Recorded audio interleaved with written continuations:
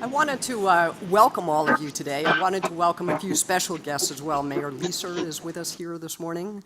Judge Samaniego as well. Thank you, Judge. Of course, we have Dr. Wiebe, our provost, and as well as our Dean of Engineering, Ken Meisner, and our new Vice President of Research, Dr. Ahmad Itani, is with us this morning. Thank you all very much for being here.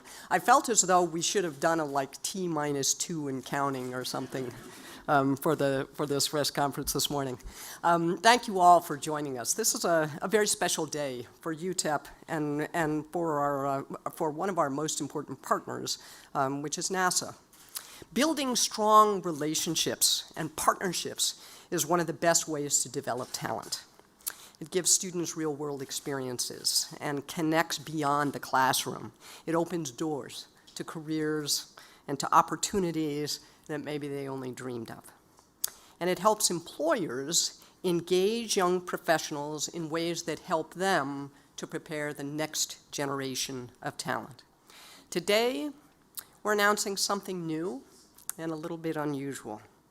We've signed an agreement with NASA's Johnson Space Center in Houston for UTEP to operate a digital engineering design center at the NASA Johnson Space Center in Houston. It will be there, but run and operated by UTEP. Digital engineering is kind of a new word for a lot of people, but it uses computing and software tools to accelerate and improve design and production and testing and evaluation, modification, manufacturing, and maintenance of systems. So it can speed up the process of design, it can reduce mistakes, and it allows for more collaboration between engineers in different places. It also can significantly reduce the cost of spare parts and maintenance over the long term, which is where I'm familiar with it because so much of what my previous job involved in budgeting for maintenance and repair on airplane parts for airplanes that were really old, and we didn't have the designs for those parts. By doing things digitally from the beginning, you make it cheaper and easier to manufacture over the long term. But there's another partnership here. The students that UTEP will be teaching are from the University of Houston at Clear Lake, as well as the University of Texas Tyler, and here at UTEP. So we will teach also digital engineering to some of NASA's current employees who need new skills. So upskilling of current employees. So we will work in creative ways with all kinds of employers, those going to the moon, and those closer to home, to meet their needs and prepare the next generation for the jobs of the 21st century. I wanted to particularly thank our partners at NASA, the Johnson Space Center Director of Engineering, Julie Kramer-White, Propulsion and Power Division Chief Engineer, Edgar Castro, and Johnson Space Center's Assistant Director of Engineering, Monty Goforth, who is here with us in El Paso today. And their partnership has made this very unique a relationship possible. Now, I will pass the mic to Julie Kramer to explain what NASA's part is in this effort. Thank you.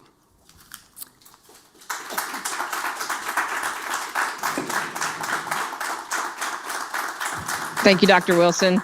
This is a little bit unusual, I guess a sign of the times, right? To do a virtual distributed kickoff for something like this. It's actually pretty interesting. It's great to be here to highlight the importance of this partnership between NASA, JSC, and the University of Texas, El Paso. You know, as we stand here in 2023, we know that the aerospace sector is growing in ways that we could have only imagined 30 years ago when I started working at the engineering directorate at Johnson Space Center. We spoke at the time about returning to the moon, onto Mars. We spoke about commercialization of space, all really ideas before their time. And it is now that we have this period of unprecedented growth in the aerospace community. And it's not just NASA talking about going back to the moon and onto Mars. It's our traditional industry partners, academic and international partners, but it's in fact also non-traditional aerospace partners and startups and venture capitalists, terms that you wouldn't have heard at Johnson Space Center 30 years ago. So we know to meet the nation's objectives for both sustainable commercialization of space and human exploration, we need more people. We need more capability.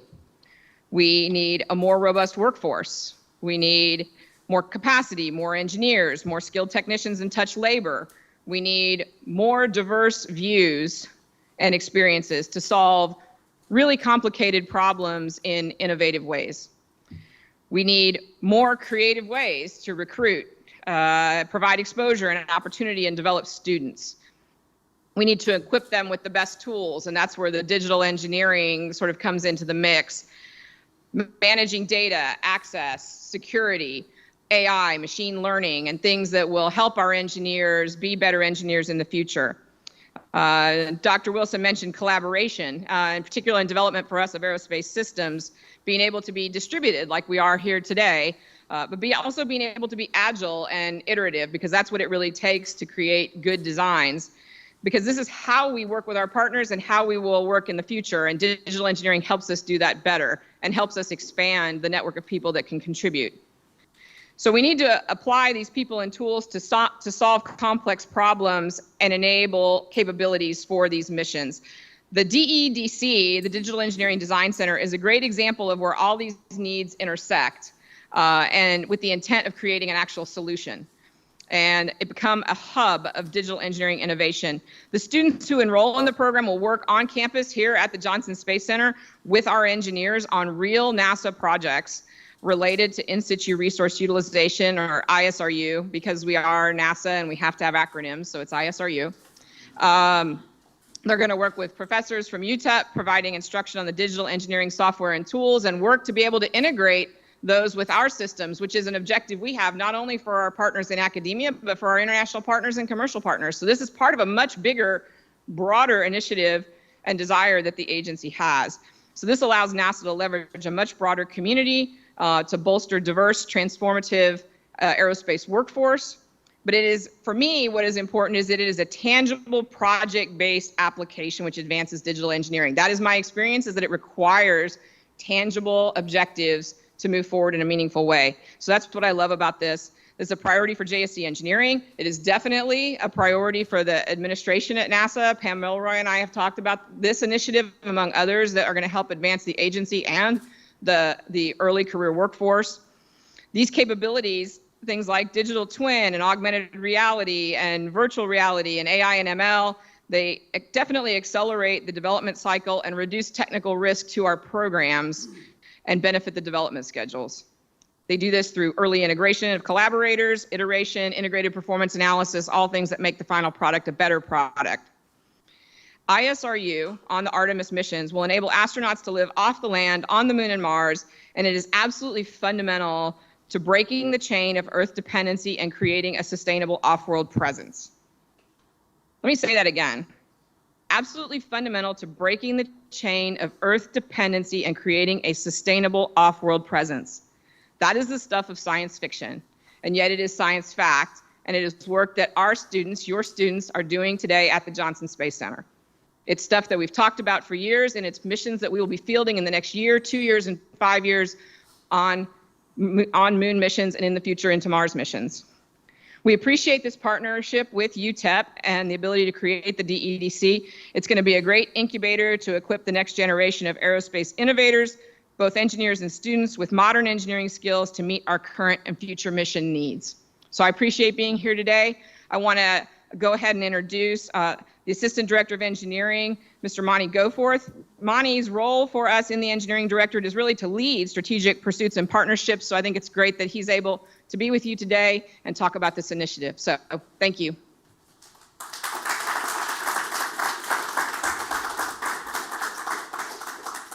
Thank you, Julie. This is an interesting setup, and even more interesting here than it is there, having been in both places. So I'm very happy to be JSC's representative here at UTEP with President Wilson, Dr. Itani, Dr. Meisner, and all these distinguished members of the El Paso community. It's very nice to see this kind of support here. JSC has had a long and fruitful relationship with UTEP and with UTEP's Aerospace Center in particular. Through our minority institutional research opportunity collaboration, we have helped them bring a new and diverse workforce into our aerospace community, and I want to emphasize that we helped. They did it. We just provided some support. We've been trying to expand that relationship, and this Digital Engineering Design Center is the kind of the next step in that process. Digital engineering is a transformational capability which, by using a physics-based virtual environment, will encourage innovation. It will provide lower-cost ways to try out new ideas in this virtual space.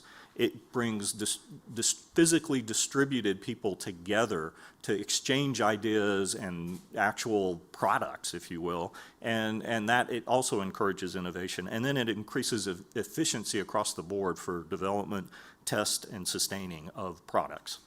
Having the Design Center become a part of the JSC community will give students in Houston the opportunity to gain the digital engineering skills they will need for the future, as well as help us do our job better at NASA. It's now my privilege to introduce a couple of students. The first will be at JSC, and the second here. The Aerospace Center student researchers are about 90% minority, about 1/3 women. We are trying to open pathways to those people that broaden the pool of talent entering the industry. And our next speaker exemplifies these qualities, this diversity, if you will. She is a mechanical engineering undergraduate at the University of Texas at Tyler in Houston.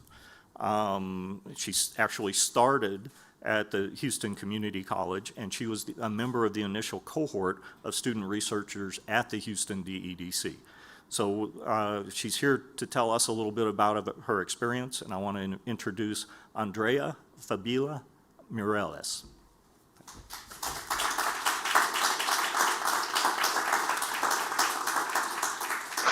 Thank you.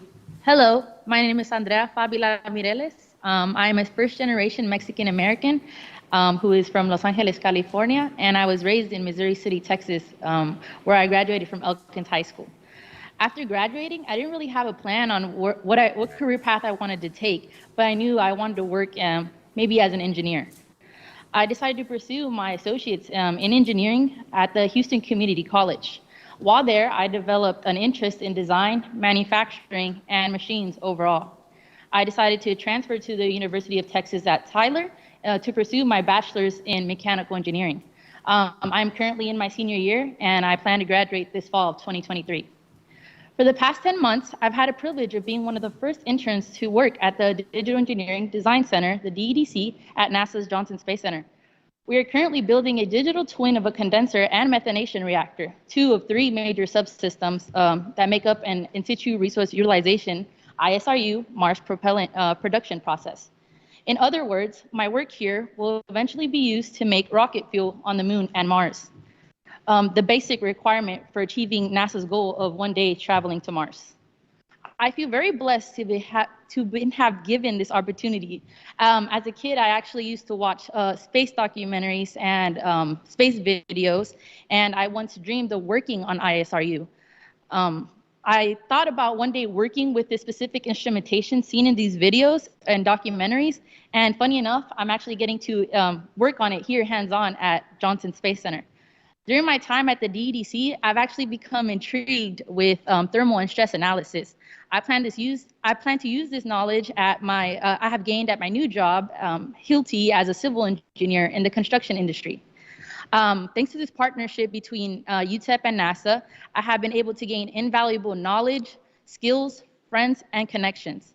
This opportunity has not only helped fulfill my childhood dream, but has also provided me with real-world insight in the work industry and aerospace. I also wanted to thank my mom, Wally, and my dad, Jerry, for always supporting my educational and work goals, as it is for them that I'm able to be a part of this department today. Thank you.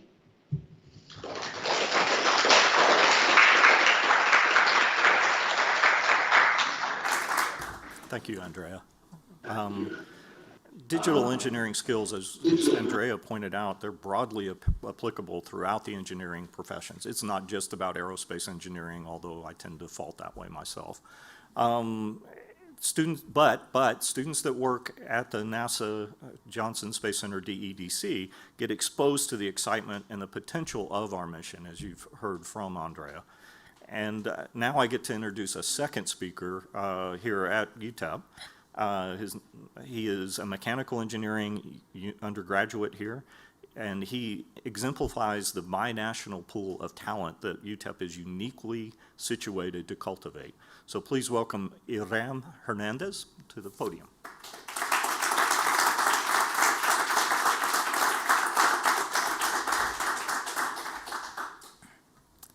Good morning, everyone. My name is Iram Hernandez. I am a research assistant here at the Aerospace Center.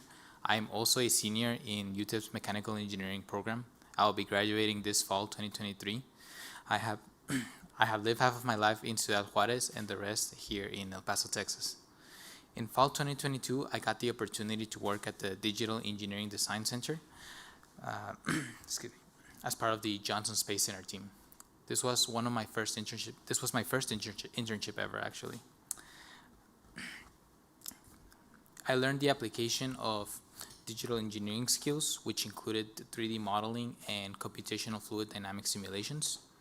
I believe this set of abilities will serve my future career as the engineering field is leaning towards the use of these digital tool sets on different tasks within all kinds of projects. However, the most important takeaway from this internship was the experience as a whole. I got to work at NASA's Johnson Space Center, which was one of the goals I had set for myself when I began this path in engineering. And although, technically speaking, I can check it off my dream list, I would love to go back or to go to any other location and be part of the community of scientists that work at NASA. This opportunity has opened my eyes and pushed me to become a scientist that is worthy of working along the people that aim for the stars. This experience has given me hope towards being able to pursue and achieve my educational and career goals. I would like to thank the Aerospace Center for giving me the opportunity to represent them as one of their student employees, to the staff that aided my teammates and I into learning, performing the required tasks, and welcoming me to such a place of high prestige. And last but not least, to all my teammates who have made all this experience very entertaining and full of joy. Thank you, everyone, for your time.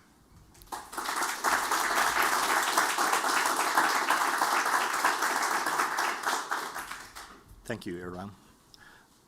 It is now my honor and privilege to introduce Dr. Hassan Chowdhury. I believe he's known by many of you.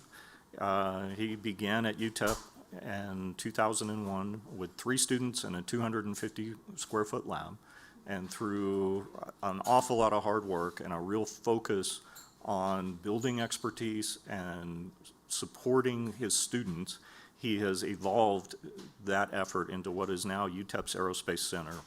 It impacts 200 students a year. He's got 250,000 square feet of research space, plus a 400-acre test range. And he has done a lot, I believe, in the El Paso community that I'm sure many of you are aware of. He is also a member of the executive committee of the Lunar Surface Innovation Consortium, or LSIC, because we're NASA, we have the acronym, which supports NASA's Space Technology Mission Directorate, STMD, because we have the acronym. He has a BS in Mechanical Engineering from Khulna University of Engineering and Technology in Bangladesh, and a master's and PhD from the University of Oklahoma School of Aerospace and Mechanical Engineering. Please welcome at JSC, Dr. Hassan Chowdhury.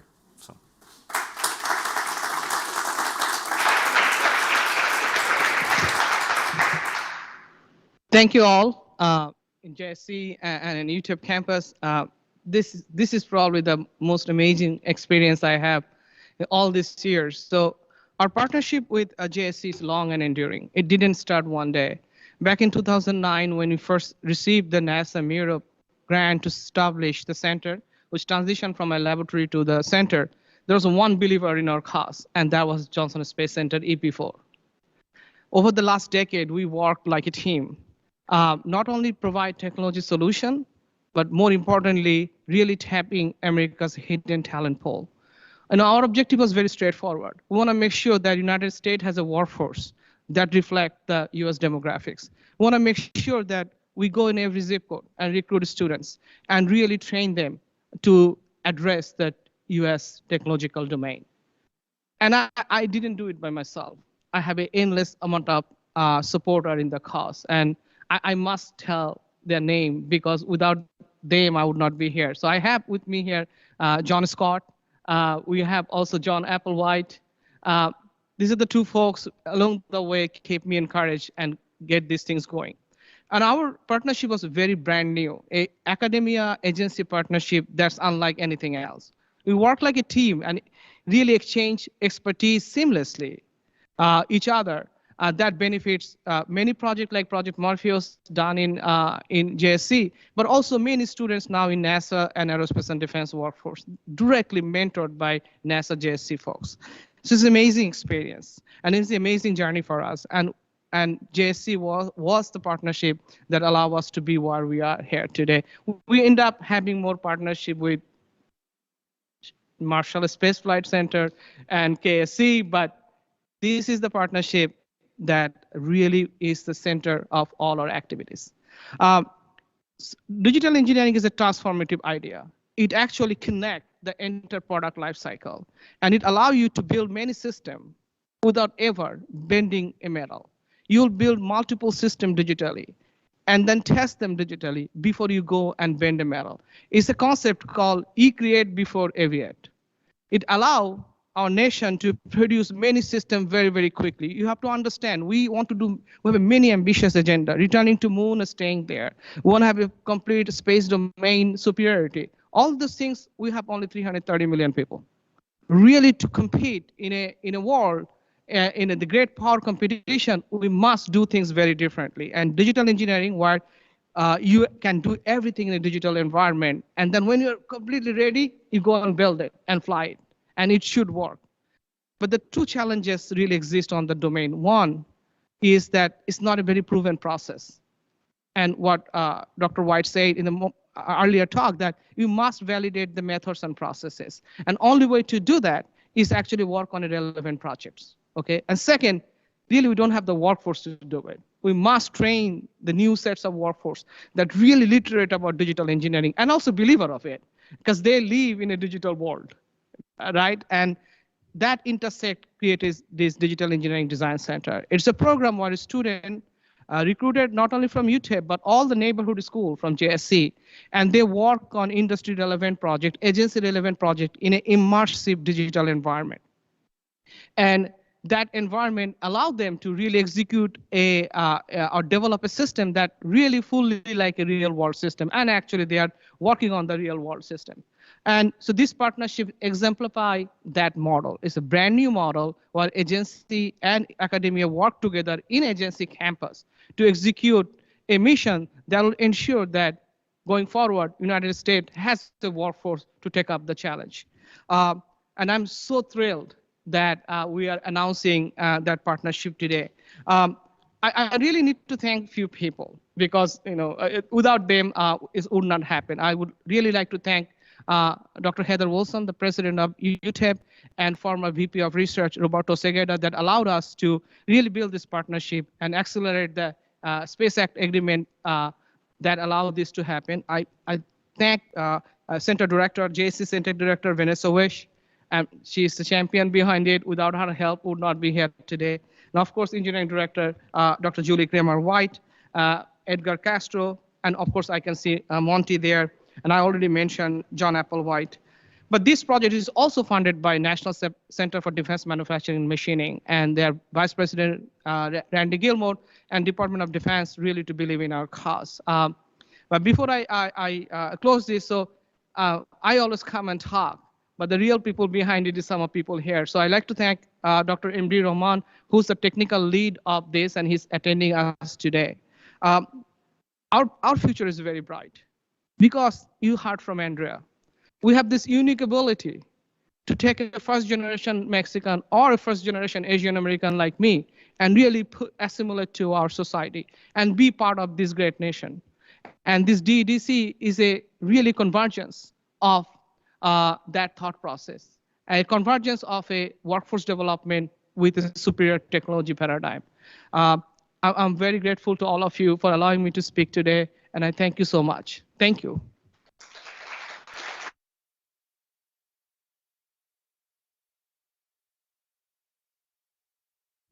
Well, I think we're now going to try something a little bit unusual. We're going to cut a ribbon in two places at one time, kind of. So we'll set this up.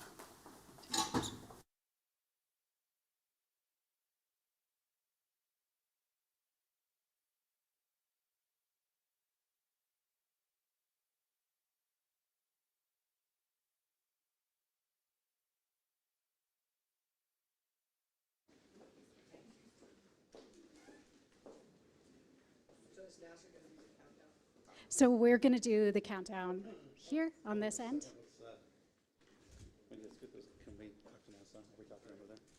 They are lining up.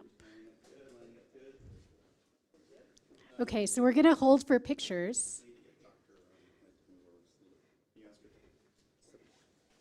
Sorry. No, I think that's good. Okay, smile for pictures, everyone. We're going to take a few shots. All right, so we're going to do a countdown. 3, 2, 1.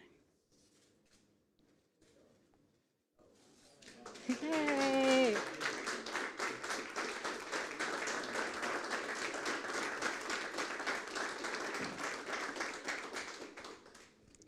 So now we're going to do a Q&A with the media. So questions from the media.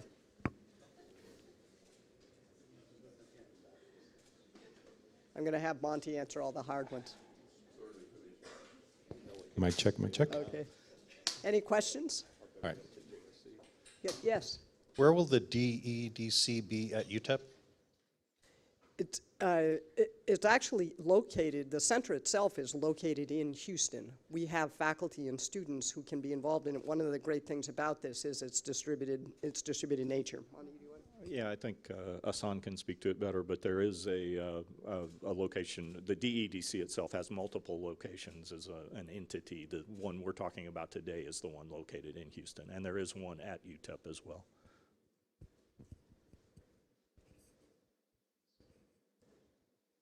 Any other questions? Well, yes. I'm sorry. Will this attract more future engineers, especially mechanical engineers from the region here? We have our Dean of Engineering here, and I may ask him to talk about this, but these kinds of opportunities, there are a lot of students who don't know the kind of doors that it can open for them by coming to a university like UTEP, and I hope that it does. And being able to show this not only to current students, but prospective students, so that they know what they can do here and what opportunities are open to them. And I think it's one of the reasons why we're doing this event today, is to let people know what you can do right here. Do you want to talk a little bit about that at all? Hiram? Sure, I can talk a little bit about it.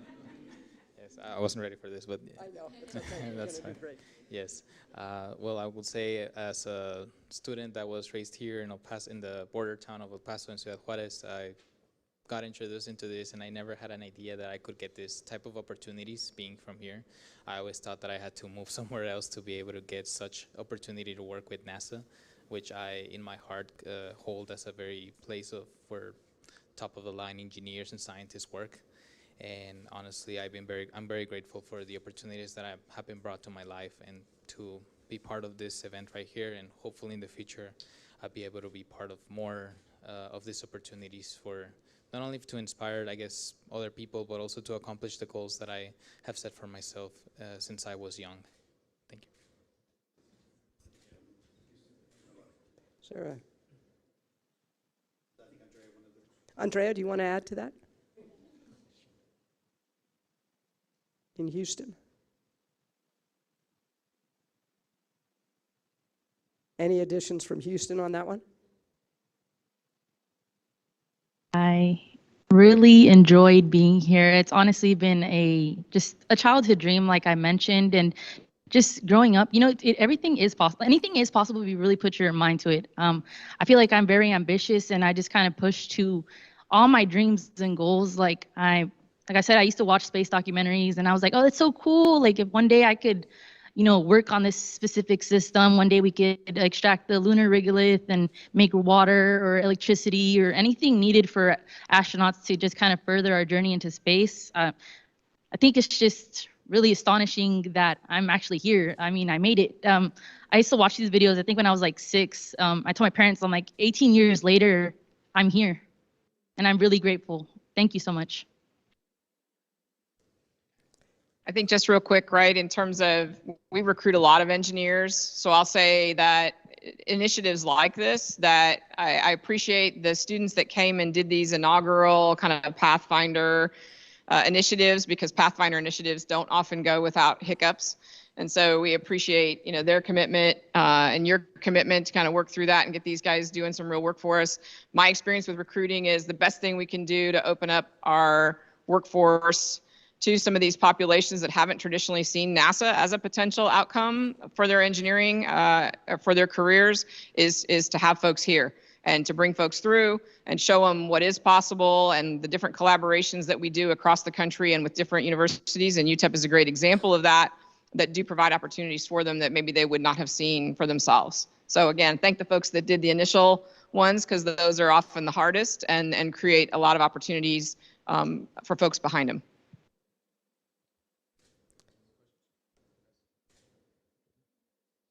Thank you all very much.